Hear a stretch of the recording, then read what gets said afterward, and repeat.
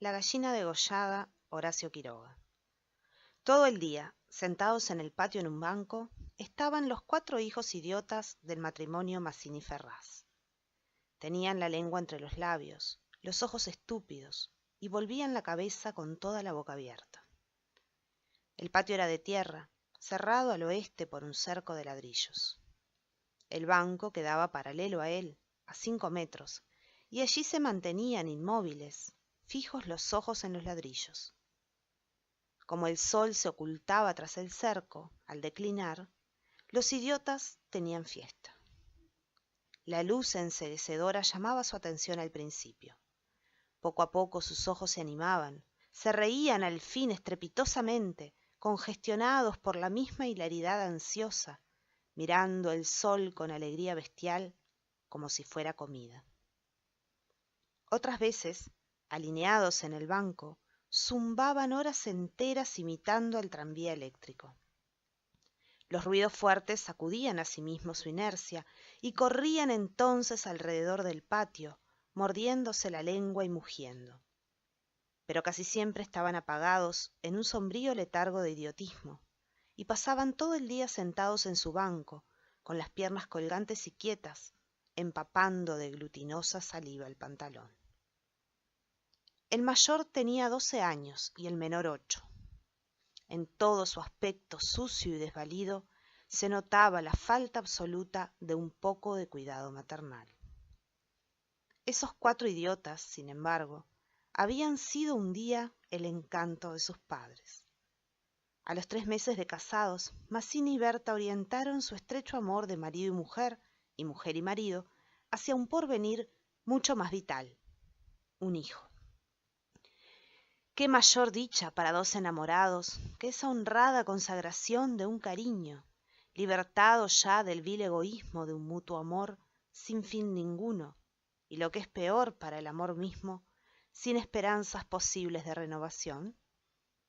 Así lo sintieron Mazzini y Berta, y cuando el hijo llegó, a los 14 meses de matrimonio, creyeron cumplida su felicidad. La criatura creció, bella y radiante, hasta que tuvo 1 año y medio. Pero en el 20º mes sacudiéronlo una noche convulsiones terribles, y a la mañana siguiente no conocía más a sus padres. El médico lo examinó con esa atención profesional que está visiblemente buscando la causa del mal en las enfermedades de los padres. Después de algunos días, los miembros paralizados de la criatura recobraron el movimiento, pero la inteligencia, el alma, aún el instinto, se habían ido del todo. Había quedado profundamente idiota, baboso, colgante, muerto para siempre sobre las rodillas de su madre. Hijo, mi hijo querido, sollozaba ésta sobre aquella espantosa ruina de su primogénito. El padre, desolado, acompañó al médico afuera. A usted se le puede decir, creo que es un caso perdido. Podrá mejorar, educarse en todo lo que le permita su idiotismo, pero no más allá. Sí, asentía Mazzini. Pero dígame, ¿usted cree que es herencia, que... En cuanto a la herencia paterna, ya le dije lo que creía cuando vi a su hijo. Respecto a la madre, hay allí un pulmón que no sopla bien. No veo nada más, pero hay un soplo un poco rudo. Hágala examinar detenidamente. Con el alma destrozada de remordimiento, Mazzini redobló el amor a su hijo, el pequeño idiota que pagaba los excesos del abuelo. Tuvo asimismo que consolar, sostener sin tregua a Berta, herida en lo más profundo por aquel fracaso de su joven maternidad. Como es natural, el matrimonio puso todo su amor en la esperanza de otro hijo. Nació éste, y su salud y limpidez de risa reencendieron el porvenir extinguido. Pero a los 18 meses, las convulsiones del primogénito se repetían, y al día siguiente el segundo hijo amanecía idiota. Esta vez los padres cayeron en honda desesperación. Luego su sangre, su amor estaban malditos. Su amor sobre todo. 28 años él, 22 ella, y toda su apasionada ternura no alcanzaba a crear un átomo de vida normal. Ya no pedían más belleza o inteligencia como en el primogénito, pero un hijo como todos. Del nuevo desastre brotaron nuevas llamaradas de dolorido amor, un loco anhelo de redimir de una vez para siempre la santidad de su ternura. Sobrevinieron mellizos, y punto por punto repitióse el proceso de los dos mayores. Mas, por encima de su inmensa amargura, quedaba a Mazzini y Berta gran compasión por sus 4 hijos. Hubo que arrancar del limbo de la más honda animalidad no ya sus almas, sino el instinto mismo abolido. No sabían deglutir, cambiar de sitio, ni aun sentarse. Aprendieron al fin a caminar, pero chocaban contra todo, por no darse cuenta de los obstáculos. Cuando los lavaban, mugían hasta inyectarse de sangre el rostro. Animábanse solo al comer, o cuando veían colores brillantes o oían truenos. Se reían entonces, echando afuera lengua y ríos de baba, radiantes de frenesí bestial. Tenían, en cambio, cierta facultad imitativa, pero no se pudo obtener nada más. Con los mellizos pareció haber concluido la aterradora descendencia. Pero pasados 3 años, Mazzini y Berta desearon de nuevo ardientemente otro hijo, confiando en que el largo tiempo transcurrido hubiera aplacado la fatalidad. No satisfacían sus esperanzas, y en ese ardiente anhelo que se exasperaba en razón de su infructuosidad, se agriaron. Hasta ese momento, cada cual había tomado sobre sí la parte que le correspondía en la miseria de sus hijos.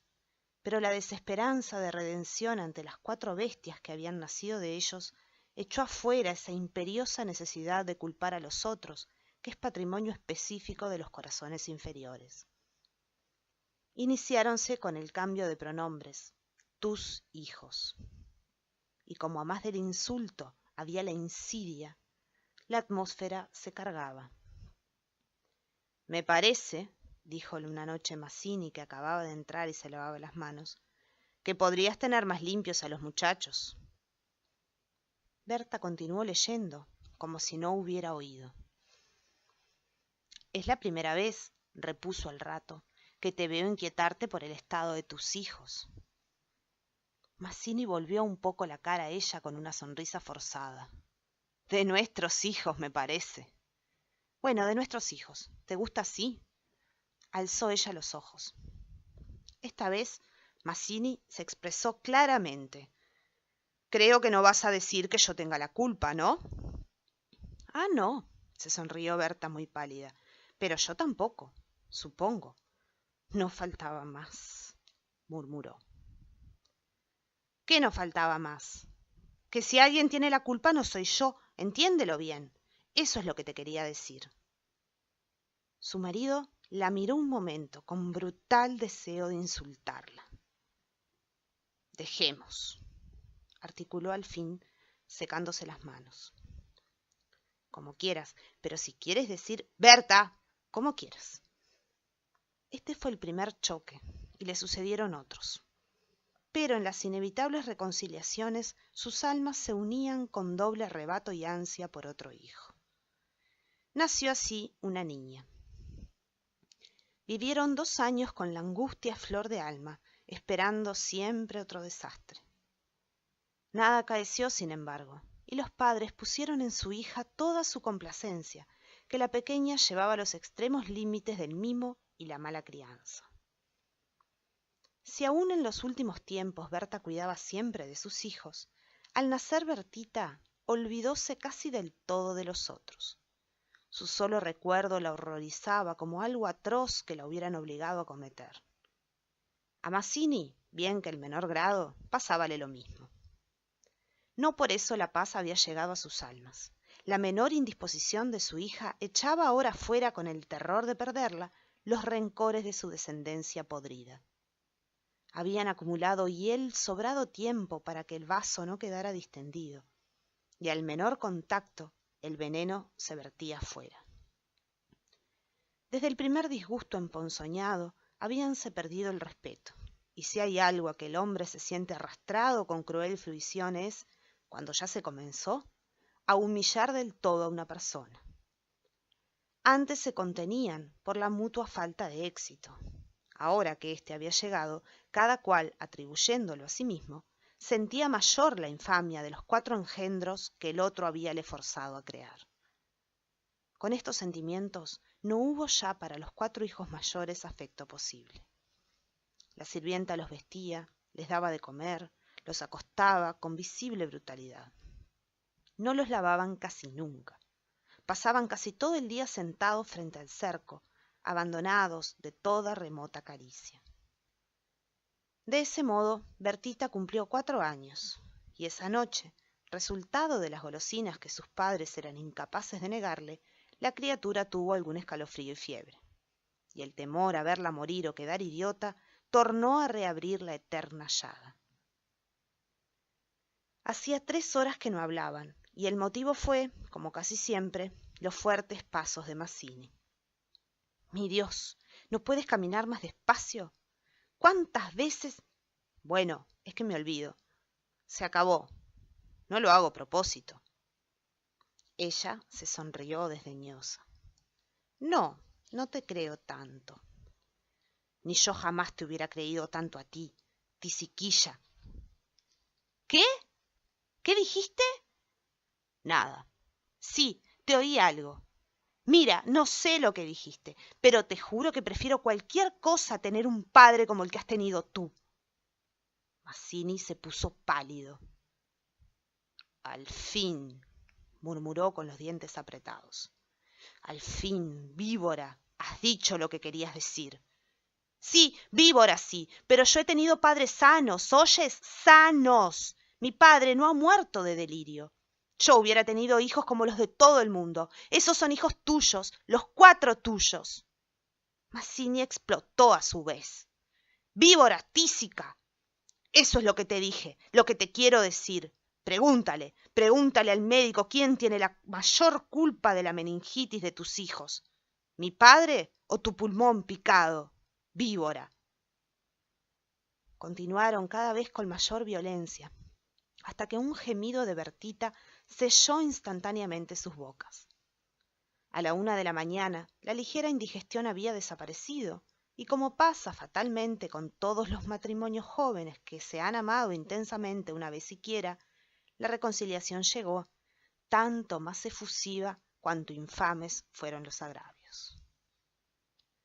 Amaneció un espléndido día, y mientras Berta se levantaba, escupió sangre. Las emociones y mala noche pasada tenían sin duda gran culpa. Mazzini la retuvo abrazada largo rato, y ella lloró desesperadamente, pero sin que ninguno se atreviera a decir una palabra. A las 10 decidieron salir después de almorzar. Como apenas tenían tiempo, ordenaron a la sirvienta que matara una gallina. El día radiante había arrancado a los idiotas de su banco, de modo que mientras la sirvienta degollaba en la cocina al animal, desangrándolo con parsimonia, Berta había aprendido de su madre este buen modo de conservar la frescura de la carne, creyó sentir algo como respiración tras ella. Volvióse y vio a los 4 idiotas, con los hombros pegados uno a otro, mirando estupefactos la operación. Rojo, rojo. Señora, los niños están aquí en la cocina. Berta llegó. No quería que jamás pisaran allí, y ni aun en estas horas de pleno perdón, olvido y felicidad reconquistada podía evitarse esa horrible visión. Porque, naturalmente, cuanto más intensos eran los raptos de amor a su marido e hija, más irritado era su humor con los monstruos. Que salgan, María, échelos, le digo. Las 4 pobres bestias, sacudidas, brutalmente empujadas, fueron a dar a su banco. Después de almorzar salieron todos. La sirvienta fue a Buenos Aires y el matrimonio a pasear por las quintas. Al bajar el sol volvieron, pero Berta quiso saludar un momento a sus vecinas de enfrente. Su hija escapóse enseguida a casa. Entretanto, los idiotas no se habían movido en todo el día de su banco. El sol había traspuesto ya el cerco, comenzaba a hundirse, y ellos continuaban mirando los ladrillos, más inertes que nunca. De pronto algo se interpuso entre su mirada y el cerco. Su hermana, cansada de 5 horas paternales, quería observar por su cuenta. Detenida al pie del cerco, miraba pensativa la cresta. Quería trepar, eso no ofrecía duda. Al fin decidióse por una silla desfondada, pero aún no alcanzaba. Recurrió entonces a un cajón de querosene, y su instinto topográfico hízole colocar vertical el mueble, con lo cual triunfó. Los 4 idiotas, la mirada indiferente, vieron cómo su hermana lograba pacientemente dominar el equilibrio y cómo en puntas de pie apoyaba la garganta sobre la cresta del cerco entre sus manos tirantes. Viéronla mirar a todos lados y buscar apoyo con el pie para alzarse más. Pero la mirada de los idiotas se había animado. Una misma luz insistente estaba fija en sus pupilas. No apartaban los ojos de su hermana, mientras una creciente sensación de gula bestial iba cambiando cada línea de sus rostros. Lentamente avanzaron hacia el cerco. La pequeña, que habiendo logrado calzar el pie iba ya a montar a horcajadas y a caerse del otro lado, seguramente, se sintió cogida de una pierna. Debajo de ella, los 8 ojos clavados en los suyos le dieron miedo.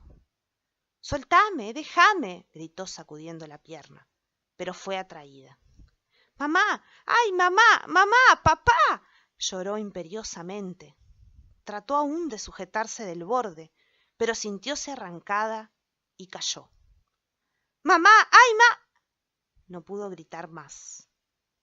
Uno de ellos le apretó el cuello apartando los bucles como si fueran plumas, y los otros la arrastraron de una sola pierna hasta la cocina, donde esa mañana se había desangrado a la gallina, bien sujeta, arrancándole la vida segundo por segundo. Mazzini, en la casa de enfrente, creyó oír la voz de su hija. —Me parece que te llama —le dijo a Berta. Prestaron oído, inquietos, pero no oyeron más. Con todo, un momento después se despidieron y mientras Berta iba a dejar su sombrero, Mazzini avanzó en el patio. —¡Bertita! Nadie respondió. —¡Bertita!